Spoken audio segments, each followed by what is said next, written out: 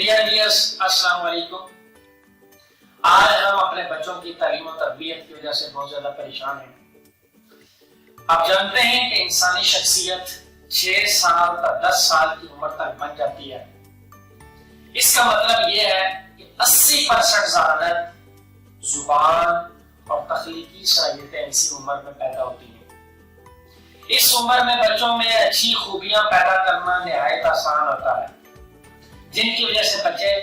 3 گنا زیادہ ذہین، خود اعتماد اور قابل ہو جاتے ہیں۔ ان خوبیوں کی وجہ سے بچوں کے مستقبل میں کامیابی کے راستے کھل جاتے ہیں۔ اگر آپ بچوں کی اس عمر میں جسمانی، ذہنی، معاشرتی، نظریاتی اور تعلیمی کارکردگی کے بارے میں اچھا فیصلہ کریں گے اور ان کا مستقبل اچھے ہاتھوں میں اور محفوظ ہاتھوں میں دیں گے، اچھے اور محفوظ ہاتھوں میں دیں گے،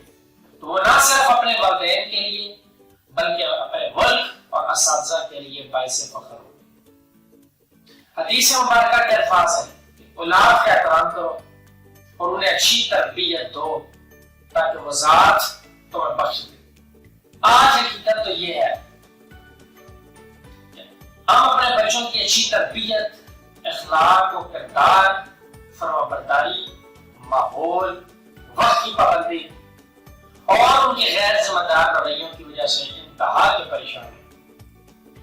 اگر آپ ان تمام مسائل کے حل چاہتے ہیں تو صرف اور صرف اس کا حل یہ ہے، اگر آپ ان تمام مسائل کا حل چاہتے ہیں کہ بچے ہمارا احساسہ ہے، یہ ہمارا سرمایہ ہے، ان کے ایک ہاتھ میں قرآن الحکیم، نبی کریم صلی اللہ علیہ وسلم کی زندگی،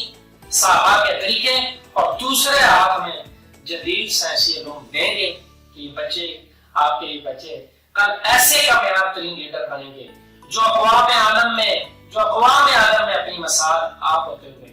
نہ صرف آپ والدین کا بلکہ اساتذہ کے لیے بھی باعث فخر ہوں گے۔ میں بڑے دعوے سے کہتا ہوں، اگر آپ کے بچوں کے ایک ہاتھ میں قرآن الحکیم اور دوسرے ہاتھ میں جدید سائنسی علوم ہوں گے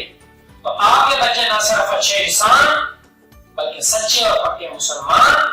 اور معاشرے کے کارآمد افراد بنیں گے، بلکہ والدین اور اساتذہ کے فرمانبردار ہوں گے، با اخلاق اور با کردار ہوں گے، مثبت نظریات والے ہوں گے، وقت کی پابندی اور منظم زندگی گزارنے والے ہوں گے، اصول علم کی طلب رکھنے والے ہوں گے،